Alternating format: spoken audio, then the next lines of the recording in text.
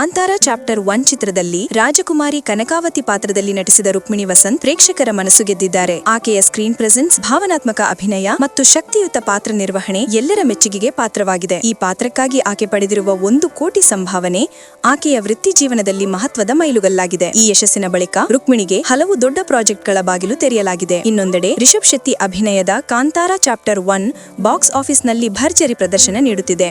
ಚಿತ್ರವು ಕೇವಲ 4 ದಿನಗಳಲ್ಲಿ 200 ಕೋಟಿ ರು ಗಳಿಕೆ ಸಾಧಿಸಿದೆ. ಈ ಮೂಲಕ ಅದು ಓಜಿ, ಲೋಕಹ ಚಾಪ್ಟರ್ 1 ಮತ್ತು KGF 1 ಸಿನಿಮಾಗಳ ದಾಖಲೆಗಳನ್ನು ಮೀರಿಸಿದೆ. ಈ ಯಶಸ್ಸು ರುಕ್ಮಿಣಿ ವಸಂತ್ ಮತ್ತು ರಿಷಬ್ ಶೆಟ್ಟಿ ಇಬ್ಬರಿಗೂ ಹೊಸ ಶಿಖರ ತಲುಪಿಸುವಂತಾಗಿದೆ. ಪ್ರೇಕ್ಷಕರು ಕಥೆ, ಸಂಗೀತ ಮತ್ತು ದೃಶ್ಯ ವೈಭವಕ್ಕೆ ಕೈತಟ್ಟುತ್ತಿದ್ದಾರೆ. ಕಾಂತಾರ ಚಾಪ್ಟರ್ 1 ಈಗ ಕನ್ನಡ ಚಲನಚಿತ್ರರಂಗದ ಮತ್ತೊಂದು ಐತಿಹಾಸಿಕ ಸಾಧನೆಯಾಗಿದೆ.